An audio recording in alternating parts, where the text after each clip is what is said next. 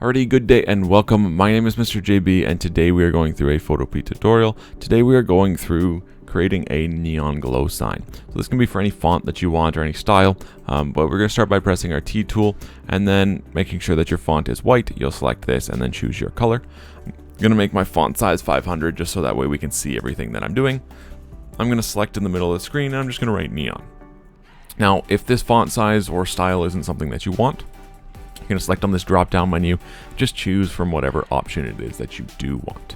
Now, with my stuff selected, make sure that your layer 1 being your font is selected. You're going to select effects and then you're going to go all the way up to inner glow. We're going to change our blend mode to normal. We're going to adjust our opacity to 100% and we're going to choose the color that we want. Now I'm going to choose something along the lines of a purple. So I'm just going to find a purple, excellent, and I'm going to highlight this color. I'm going to press Control C. That's going to copy this color code for me, which is going to help us future time. So I'm going to click OK. Now I'm going to go and I'm going to select my outer glow and make sure that that is selected. Screen should be your blend mode. You want your opacity to be 100%. Noise is going to stay at 0. Our size we're going to change to somewhere around 20. Depending on your image, you might want to adjust that. As we can see, we've got like a yellowish glow, so we got to change that. We're going to select on that option, and now is where we are going to paste the color code that we selected before. I'm going to click OK. Awesome. Now we've got 90% of our neon glow down. We're going to turn on our drop shadow next. With our drop shadow selected, we're going to change our menu option to be screen. With screen selected, we are going to end up adjusting some of our options. Our opacity is going to be 100%. We are going to end up being our distance as 0. We're going to have our spread as roughly around 10%.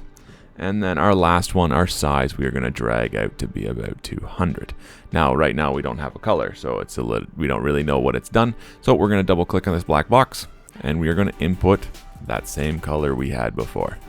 Now, you'll see kind of what I've done as you kind of tinker with some of these things. If you want to end up putting in your color first and doing your little micro adjustments, that's also totally perfect.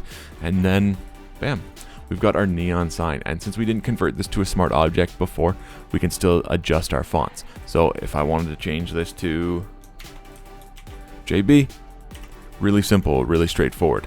Now that's all I need to do for changing anything.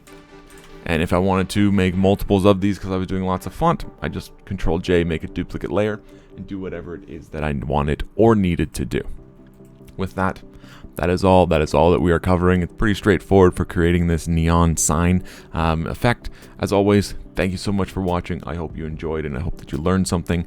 Have a wonderful day, take care, and be safe.